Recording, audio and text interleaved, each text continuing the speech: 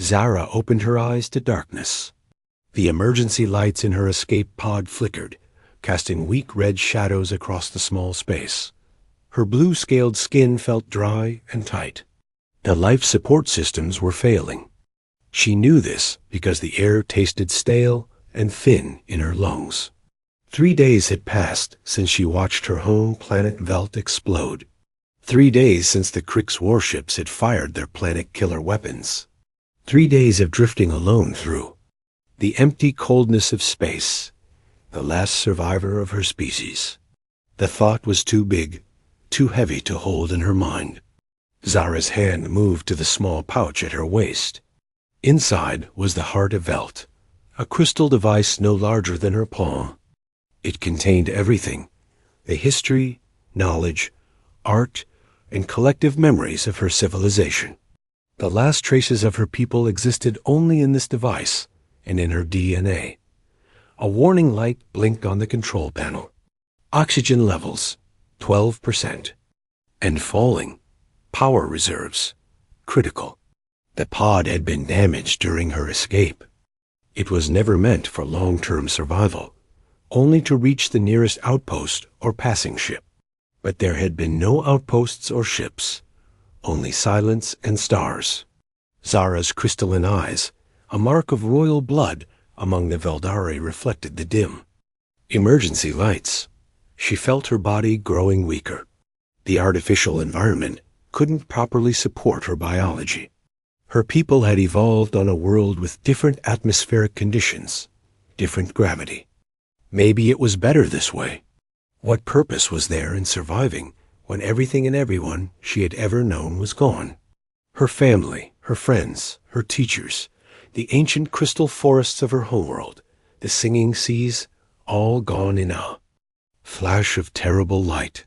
She closed her eyes. The heart of Velt pulsed gently against her skin, as if trying to comfort her.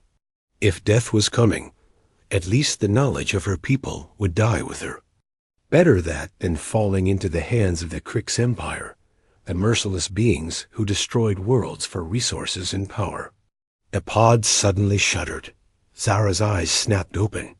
Something was happening. A malfunction? Or a proximity alert? Sounded, its weak beep barely audible through failing speakers. Another ship was approaching. Zara's hearts beat faster. Had the Krix found her? Had they come to finish what they started? She tried to access the external cameras, but the system was unresponsive. With trembling hands, she pulled herself toward the small viewport. A ship approached, but it wasn't the sharp, black design of Krix vessels. This ship had smooth curves and white-blue hull plating. Unfamiliar markings decorated its side.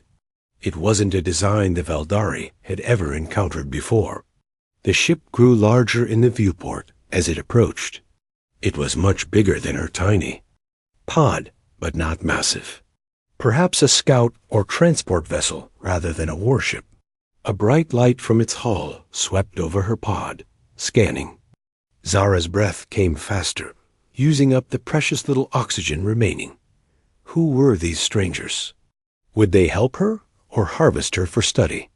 Many species in this region of space were not known for their kindness to outsiders. The last of her strength was fading. Black spots danced at the edges of her vision. The oxygen was nearly gone. As she watched, a smaller craft detached from the main ship and approached her pod, some kind of boarding vessel. There was nothing she could do. No weapons, no communications, no escape. Zara clutched the heart of Velt tightly.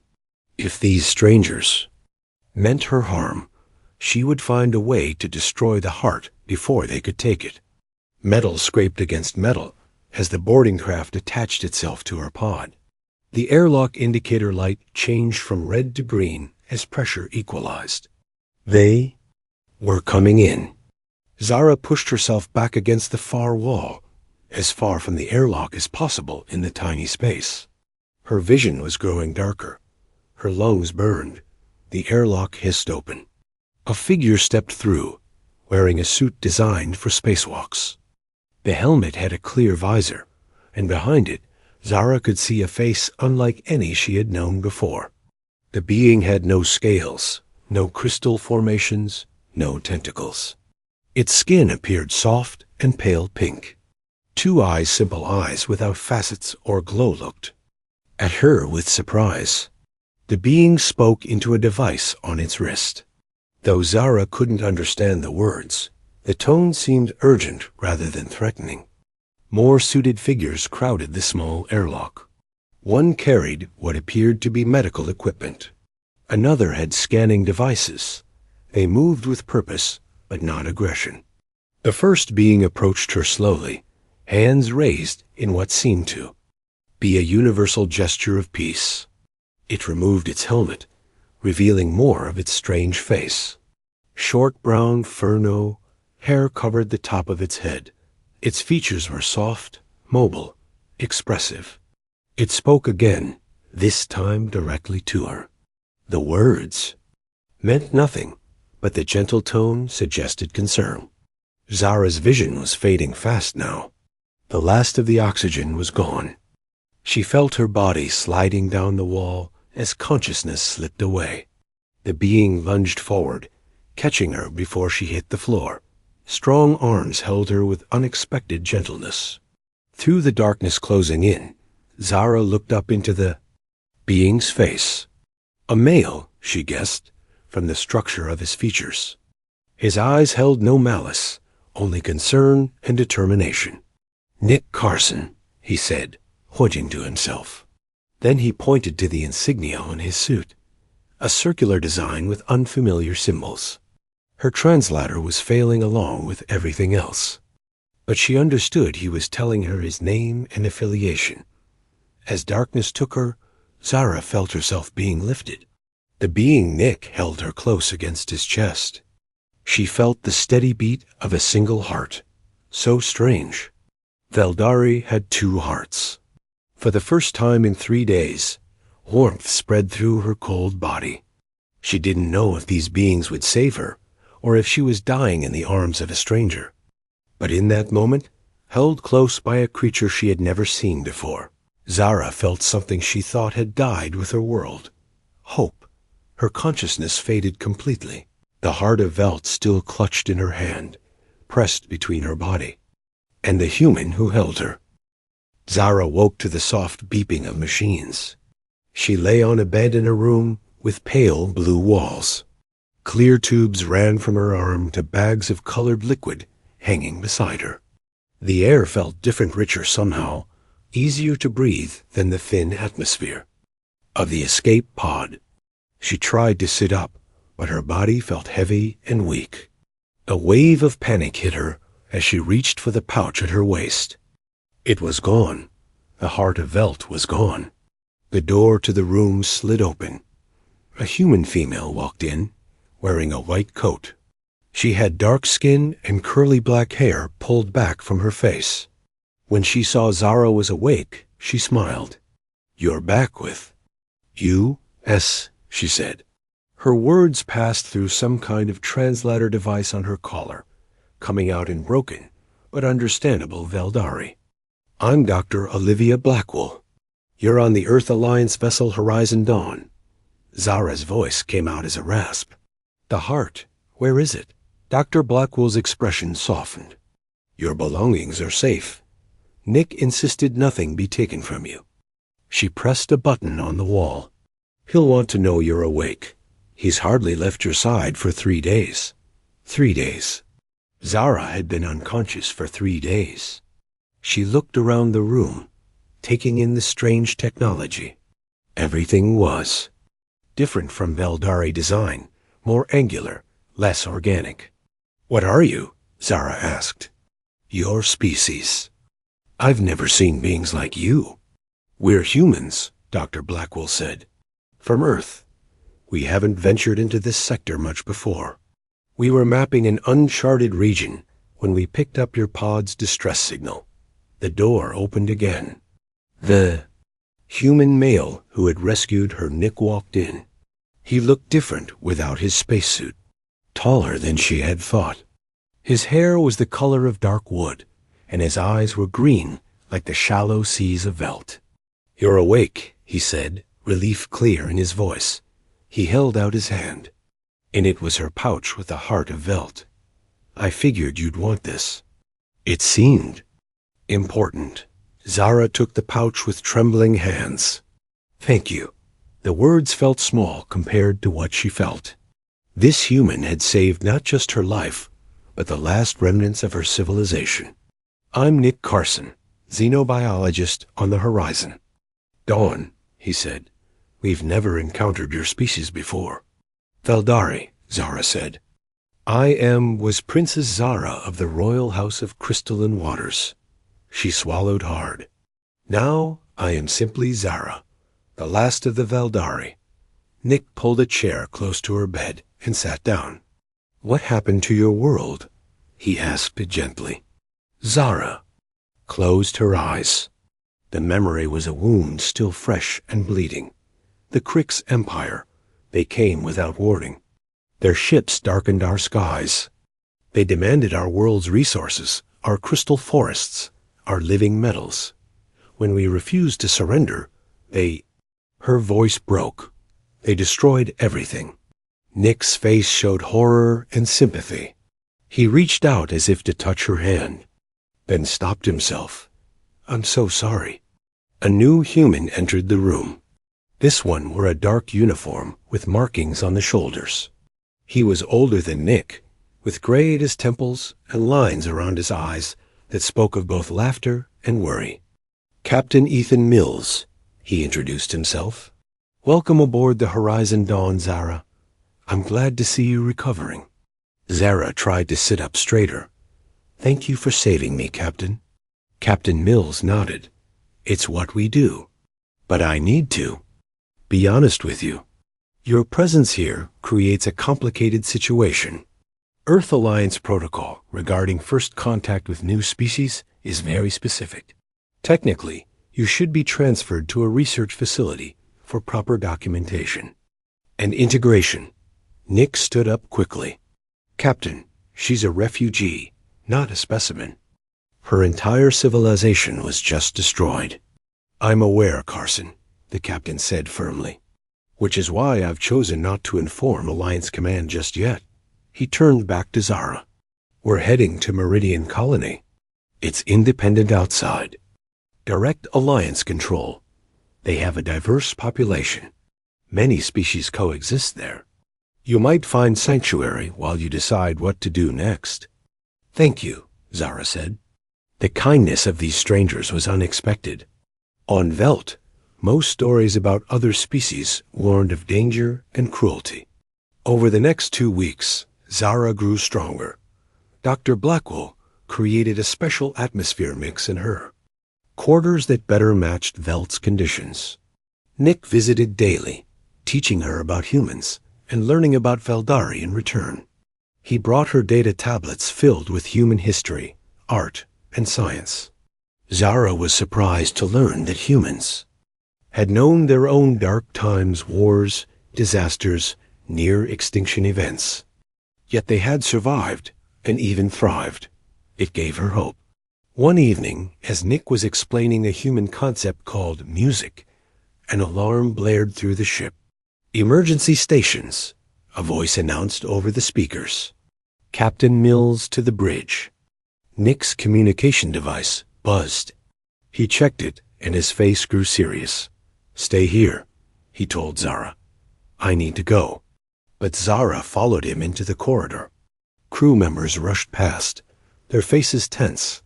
Something was wrong. When they reached the bridge, Captain Mills was standing before a large screen. On it was the face of another human in a different uniform. "Captain Mills, your orders are clear," the person on the screen was saying. "The alien refugee must be turned over to Alliance Science Division immediately. You violated multiple protocols by harboring an undocumented sentient without proper authorization." Captain Mills stood straight, his voice firm. "Admiral Jackson, with all due respect, this isn't a case of harboring. We rescued a survivor from a genocidal attack. She's the last of her species, which makes her even more Valuable for study, Admiral Jackson replied coldly. The Horizon Dawn will rendezvous with the research vessel Northern Light in 12 hours. The specimen will be transferred at that time. The screen went dark. Captain Mills turned and saw Zara standing with Nick. "I'm sorry you heard that," he said. Zara felt cold fear spreading through her body. "You're going to give me to them? For study?" Nick stepped forward. "No, we're not." He looked at Captain Mills. "Sir, we can't. You know what the science division is like. They'll treat her like a lab animal." The captain's face showed the conflict he felt. "I've served the Alliance for 25 years. I've never disobeyed a direct order." Nick pointed at Zara. "She's not just a specimen. She's a person who's lost everything. If we turn her over, we're no better than the Cricks who destroyed her." World, the bridge fell silent. Every crew member watched their captain. Finally, Captain Mills straightened his uniform. "Navigation, plot a new course. Maximum speed. We're heading for Meridian Colony." He looked at Zara. "I hope you understand. This means we'll all be fugitives." Zara looked around at these humans, who were risking everything for her, a stranger from a species they had never known before. For the first time since her world ended, she felt something beyond grief and fear. She belonged somewhere again. The Horizon Dawn raced through space, pushing its engines beyond safe limits. For 3 days, they had managed to stay ahead of the Alliance pursuit ships, but their lead was shrinking. Zara stood on the bridge beside Nick, watching the stars. Blur passed on the main screen. The crew worked with tense focus, their faces showing the strain of their situation. "Incoming transmission," called out Sam Wright, the communications officer. "It's encrypted, but not Alliance standard." Captain Mills nodded. "Put it through." A screen flickered and showed a grainy image of a face. Not human, but a species with gray skin and large, dark eyes. "Captain Mills," the being said. "I am Trell of the Stellar Concordat. We received your message seeking sanctuary for a Veldari survivor." Zara stepped forward, her heart's beating faster. "You know of my people?" Trell's large eyes blinked slowly. "The destruction of Velt reached our network. We monitor Crick's activities. We can offer assistance, but you must hurry. Our scouts report Crick's vessels have joined the Alliance ships pursuing you." Captain Mills leaned forward. "Crick's ships? Why would they join an Alliance pursuit?" "Unknown," Trell said. "But their presence suggests the Veldari survivor carries something of value to them." All eyes turned to Zara. She clutched the pouch containing the heart of Velt. "The heart," she whispered. "They must detect its energy signature." Nick looked at her with concern. "What exactly is this heart? You've never fully explained?" Zara hesitated. The heart's true nature was a closely guarded secret of the Veldari royal family. But these humans had risked everything for her. They deserved the truth. "It's not just our knowledge and memories," she said. "The heart contains technology that could stop the Cricks. My ancestors discovered their weakness. If the Cricks get the heart, they will destroy it and ensure nothing can ever threaten their expansion again." The bridge fell silent as everyone absorbed this information. "Coordinates received," announced the navigation officer. "Trell has sent us the location of a Concordat safe zone." Captain Mills studied the star chart that appeared. "It's in the nebula drift. The radiation will mask our signature, but it's dangerous territory. Navigation, set course. Engineering, we need everything the engines can give." As the ship changed direction, an alarm sounded. "Proximity alert," shouted the sensor officer. Crick's scout ship, closing fast. They must have been waiting in stealth mode. "Evasive maneuvers," ordered Captain Mills. "Weapons online." The Horizon Dawn banked sharply. Zara stumbled, and Nick caught her arm too. "Steady her. We need to get you to safety," he said, pulling her toward the exit. If they're after the heart, you're their primary target. They ran through the corridors as the ship shuddered under enemy fire. Crew members rushed past, heading to battle stations. Emergency lights flashed red. Nick led Zara to a small room, deep in the ship's interior. Engineering storage, he explained. The surrounding systems will mask any energy signature from the heart. The ship rocked violently. They were thrown against the wall. Nick winced as his shoulder hit metal. "Are you hurt?" Zara asked, steadying herself. He shook his head. "I'm fine." "We need to—" The door slid open. Dr. Blackwell stood there, medical. Kit in hand. "Carson, the captain needs you on the bridge." Something about analyzing the Crick ship scanning patterns. Nick looked reluctant to leave Zara. "Go," Zara told him. "I'll be safe here." After Nick left, Dr. Blackwell helped Zara. "Sit among the storage containers." "He cares for you," she said simply. Zara's scales flushed a deeper blue. "He has been kind to me. All of you have." "It's more than kindness with him," Dr. Blackwell said. She opened her medical kit and took out a small device. "I need to check your vitals. The stress of all this might affect your system." As Dr. Blackwell scanned her, Zara felt the ship change speed and direction repeatedly. The battle continued. "Your people," Zara said. "Why would they risk so much for me? I am nothing to them." Dr. Blackwell put away her scanner. "Humans can be cruel and selfish, it's true. Our history is full of darkness. But we can also be fiercely protective of those who need help. It's one of our better qualities." She smiled. "And you're not nothing, Zara. You're the last of your kind. A princess. The keeper of your people's legacy." "Not the last," came a voice from the doorway. Nick stood there, his face showing a mix of excitement and disbelief. "Zara, you need to come to the bridge. Now." They rushed back through the ship. The battle seemed to be over. No more alarms, no more shuddering from weapons fire. When they reached the bridge, Captain Mills stood before the main screen.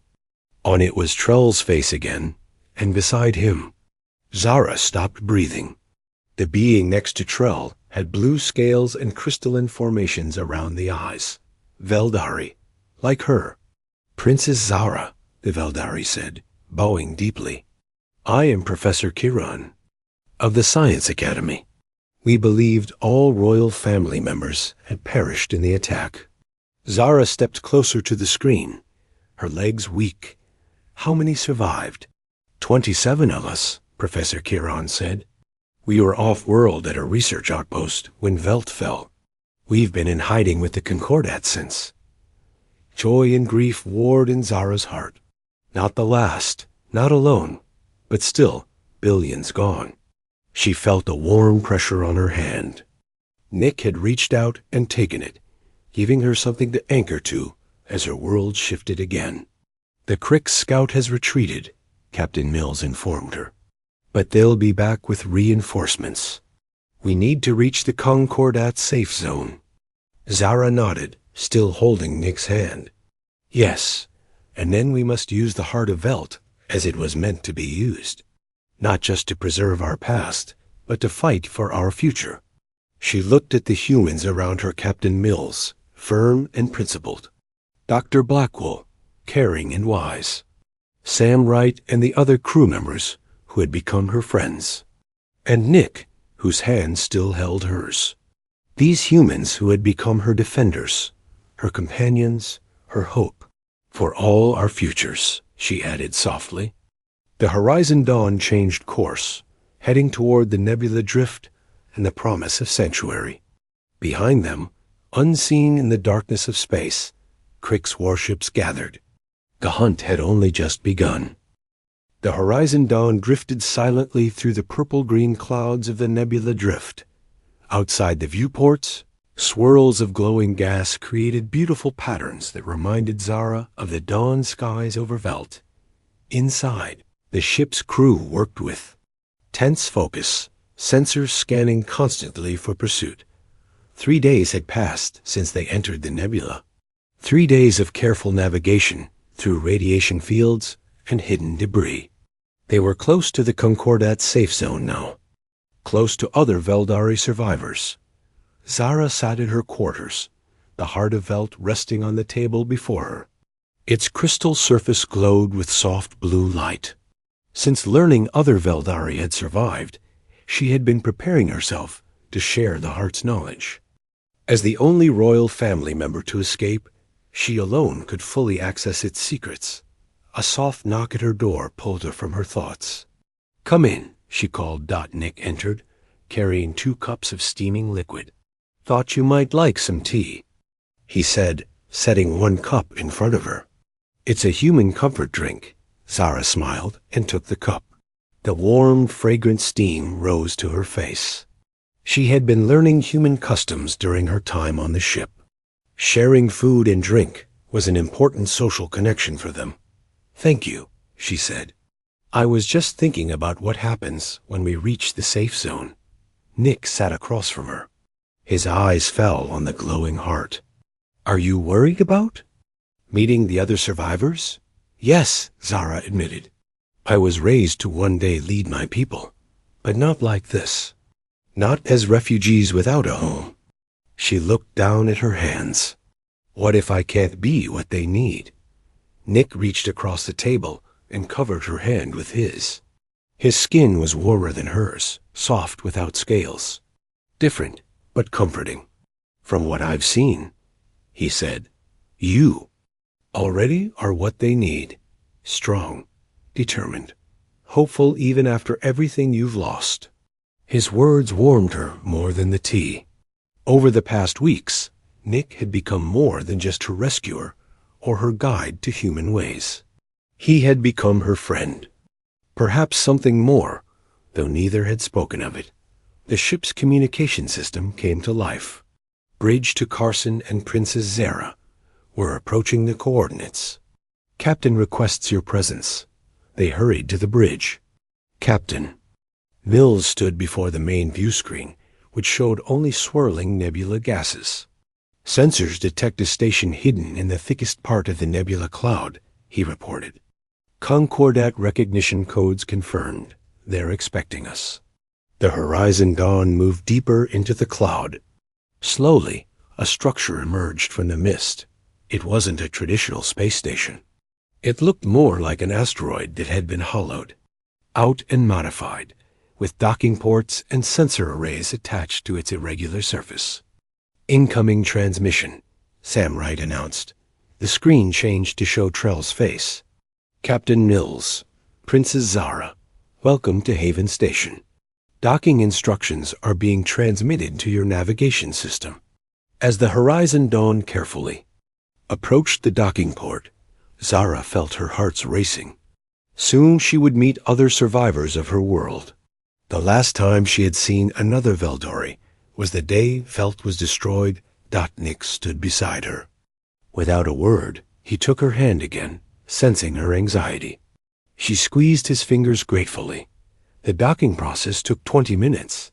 When it was complete, Captain Mills led a small group, including Zara, Nick, Dr. Blackwell, and 2 security officers, to the airlock. The door cycled open.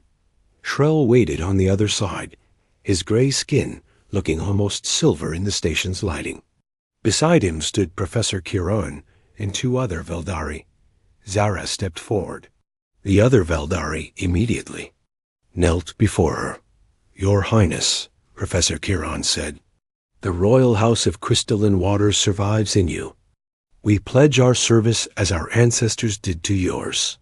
Zara felt uncomfortable with this formality. "Please rise," she said. "We are all survivors now.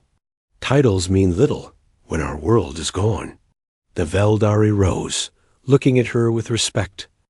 "Hope." Professor Kiran gestured to a corridor leading deeper into the station. "The others await you in our central chamber, and there is much to discuss about the heart you carry." They walked through curved tunnels, carved from the asteroids. Rock, The walls were lined with technology from various species, evidence of the diverse makeup of the stellar concordat. "How long have you been here?" Zara asked Professor Kiran. 2 months, he replied.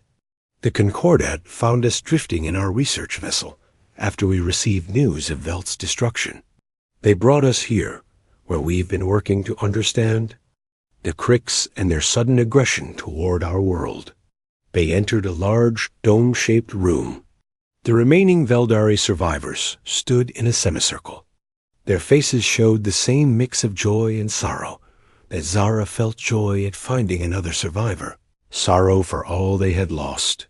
Among them, Zara was surprised to see members of other species, as well beings with features she recognized from her studies as Centaurians, Mithrai, and others. All watched her with interest.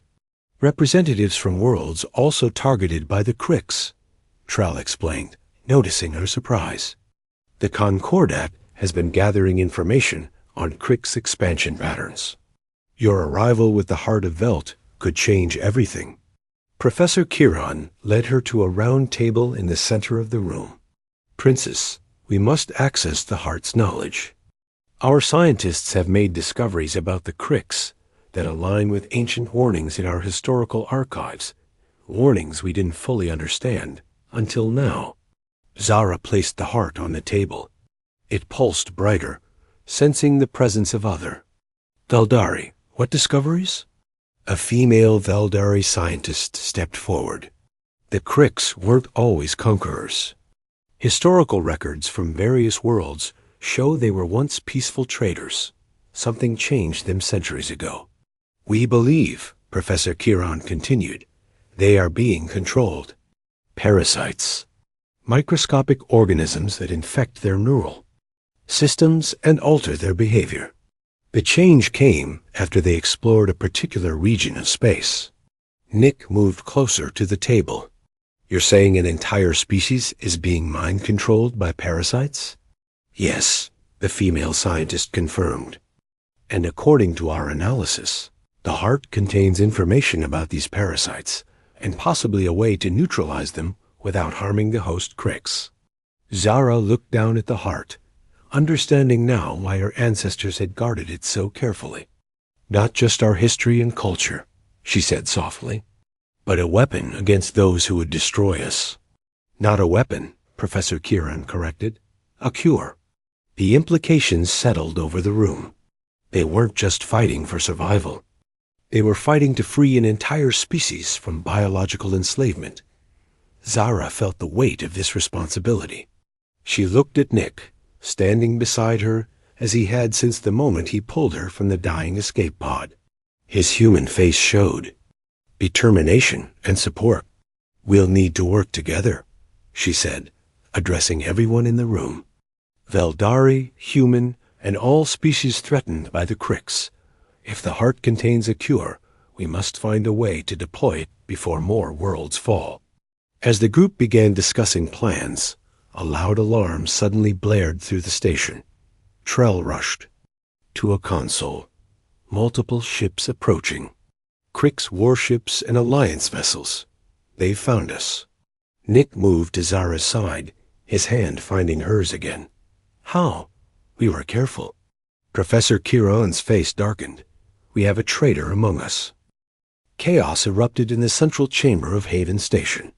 Concordat members rushed to battle stations.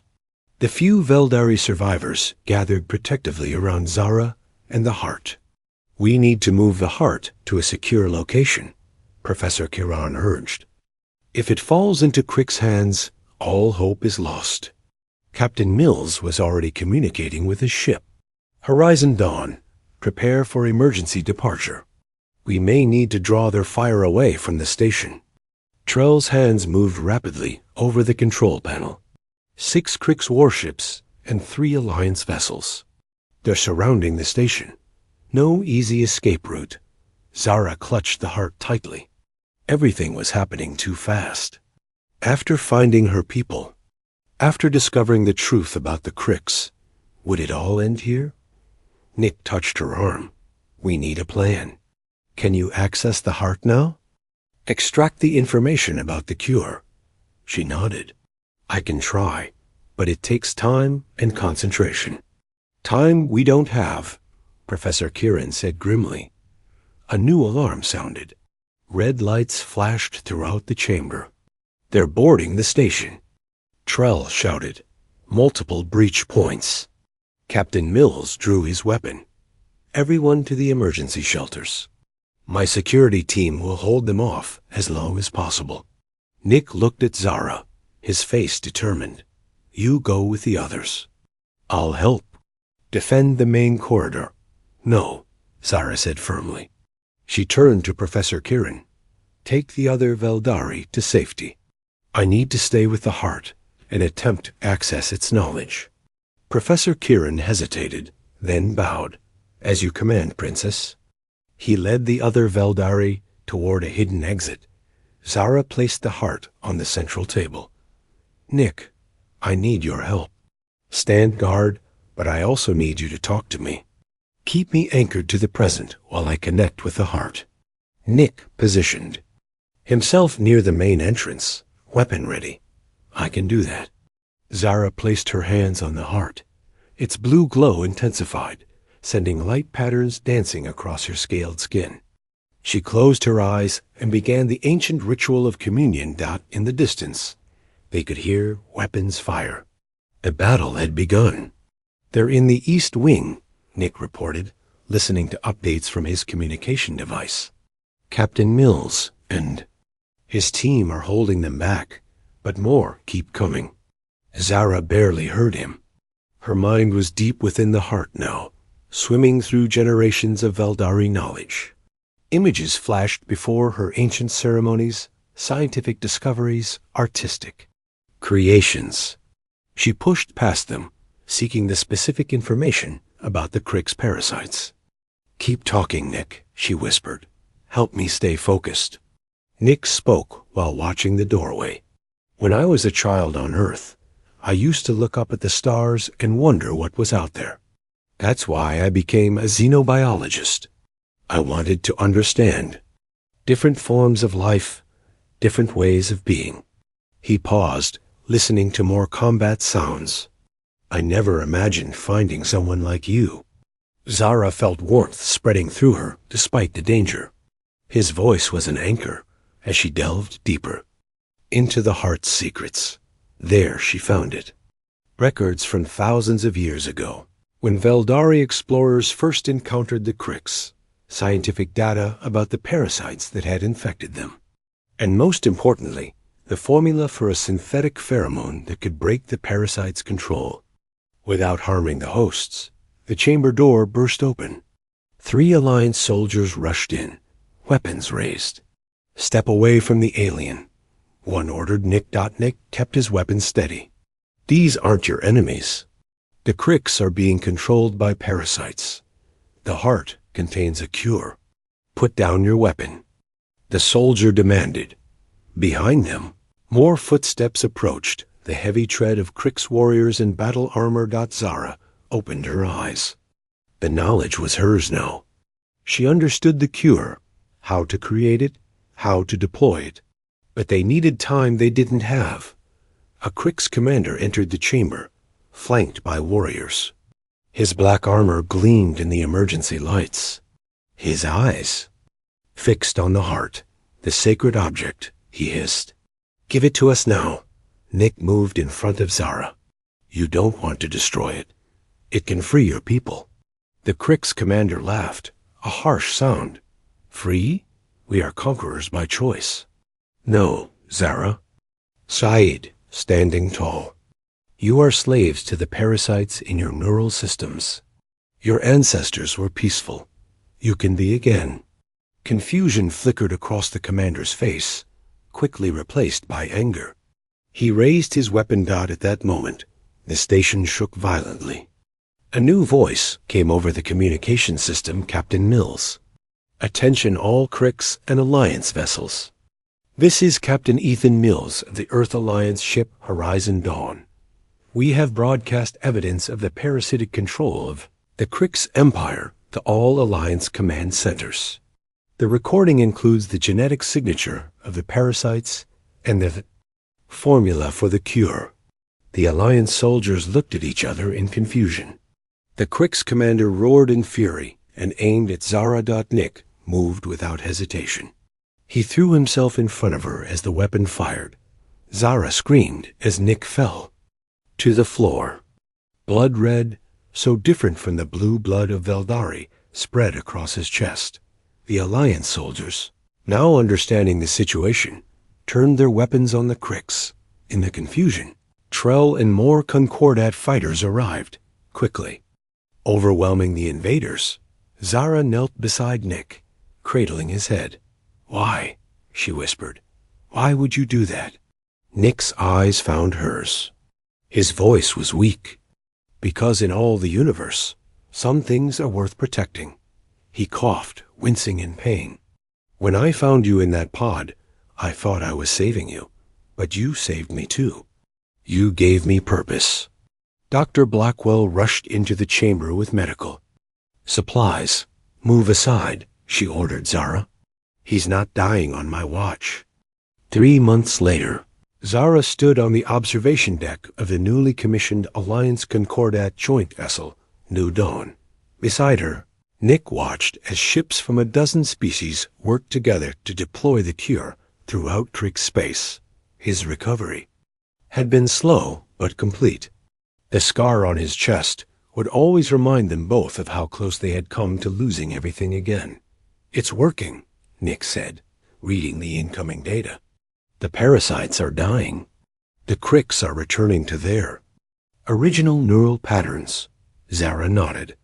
"The first freed Cricks leaders have already offered reparations. They've granted territory for a new Veldari homeworld." Nick turned to her. "New Velt?" "Yes." She looked out at the stars. "A new beginning. For all of us."